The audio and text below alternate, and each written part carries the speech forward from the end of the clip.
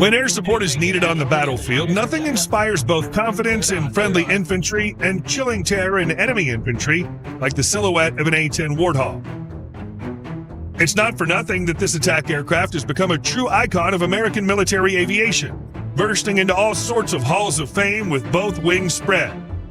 But can Warthog remain relevant for the foreseeable future, given the active development of drones and artificial intelligence technology?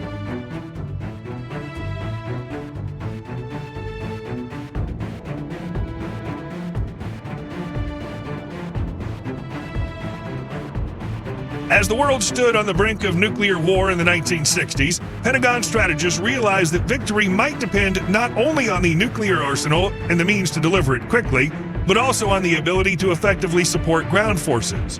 The development of attack aircraft stalled greatly after the end of World War II, and when the U.S. Army entered the Vietnam War, its main trump card remained the Douglas A-1 Sky Raider from the Korean War, whose firepower was clearly not enough given the conditions of the impenetrable jungle.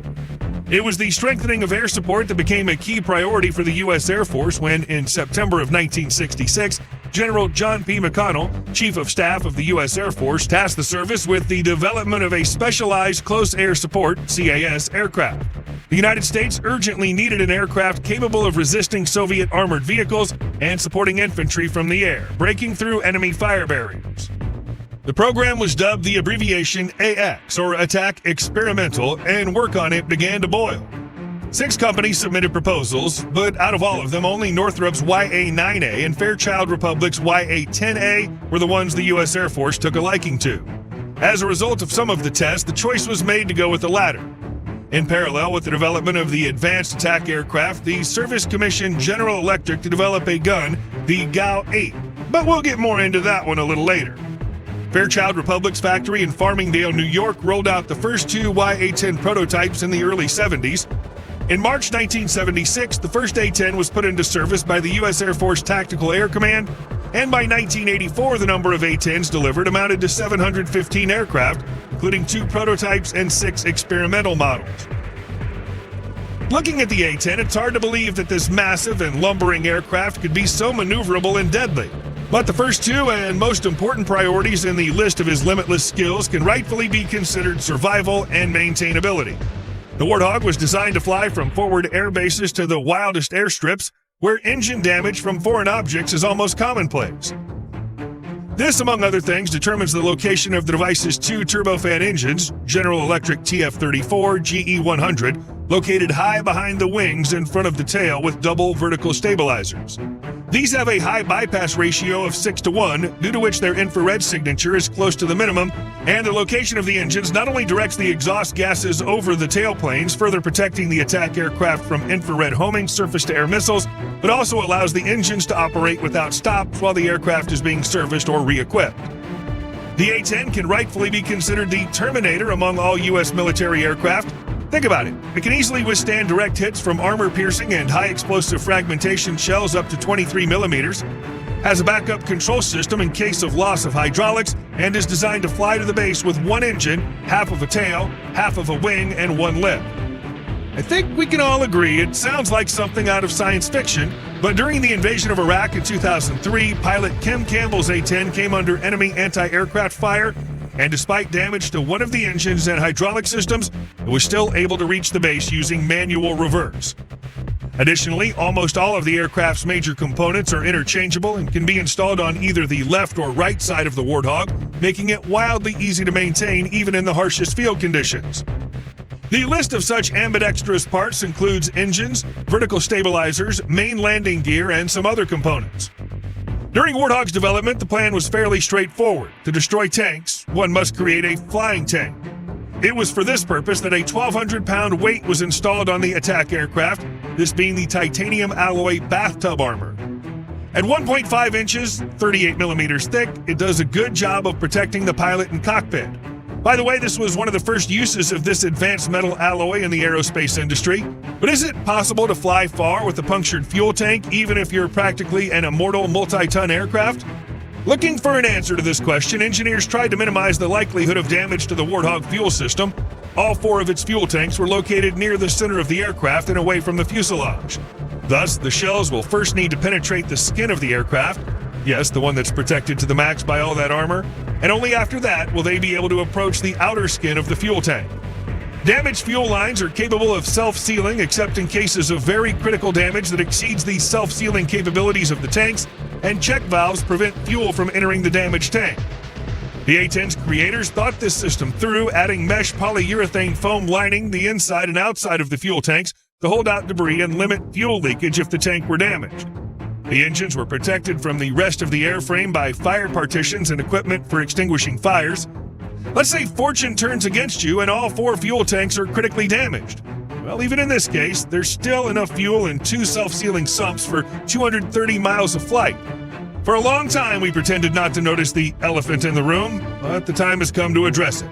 We're talking about the GAU A-8 Avenger automatic cannon, one of the most powerful cannons ever installed on military aircraft.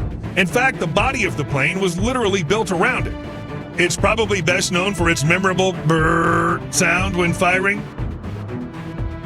On some test A-10s, the gun barrels were mounted along the central axis of the aircraft, but the cannon fires from the right starboard side barrel around 9 o'clock when looking down the muzzles, and such a solution was recognized as unstable. Thus, moving the gun to the left and aligning the firing barrel along the center line, they even had to move the Warthog's nose gear to make more room for the GAU 8. The dimensions of this deadly hulk are comparable to a Volkswagen Beetle, and the rate of fire is 3,900 rounds per minute, with 1,174 projectiles the size of a beer bottle. Its official specifications say that the effective range is 4,000 feet, with a maximum of 12,000 feet. However, some sources claim that the A-10 was not nicknamed the Tank Destroyer for nothing, as it was able to dispatch enemy armor from an insane distance of 21,300 feet. But like every deadly mechanism, the gun had its own problem. When firing, gases entered the engine, causing it to suffocate.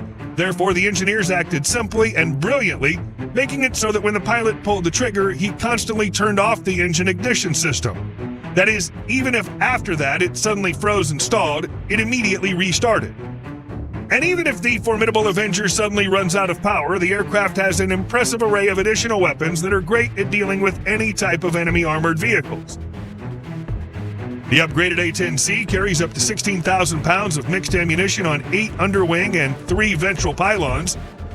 These might be 500-pound Mk-82 bombs or 2,000-pound Mk-84 bombs, GBU-39 small-diameter bombs, laser and GPS-guided bombs, precision joint direct attack munition, incendiary cluster bombs, combined effect munitions, and mine ammunition. And let's not forget about rockets. Take, for example, the AGM-65 Maverick unguided and laser-guided 2.75-inch missiles and the AIM-9 Sidewinder. And in addition to this whole doomsday arsenal, the A-10 carries infrared countermeasure flares, electronic countermeasure chaff, jammer pods, and illumination flares. The problem with cracks in the aircraft's wings was recognized as critical by 1996, and in 2005, Boeing was awarded a $1.72 billion contract to modernize the wings for the A-10 fleet. However, the upgrade plan was soon rethought, and from 2005 to 2011, the entire fleet of U.S. Air Force Warthogs was upgraded to the A-10C modification. The aircraft received an expanded range of all-weather capabilities, an improved fire control system, electronic countermeasures, smart bomb targeting, modern communication suite including Link 16 and SATCOM, and numerous avionics upgrades. The pilots were also not forgotten, having introduced an improved helmet-mounted targeting system like that of more fresh American fighters. And by 2023, they added a hybrid optical-based inertial tracker, Hobbit, which allows you to separately target and attack 6 targets with 1 click. So rumors about the end of the A-10's career are, at least for now, greatly exaggerated. Yes, over the years, this device has certainly become something of a thorn in the side of the U.S. Air Force, but pilots, Congress, as well as aviation enthusiasts have all liked it so much that it's unlikely to retire until the mid-2030s. You think the Warthog deserves a place among the newest American aircraft of the U.S. Air Force even after 50 years? Share your thoughts in the comments. And if you enjoyed the video, please leave a like, subscribe to the channel, and hit that notification bell for more content like today's. Thanks for watching, and we'll see you in the next one.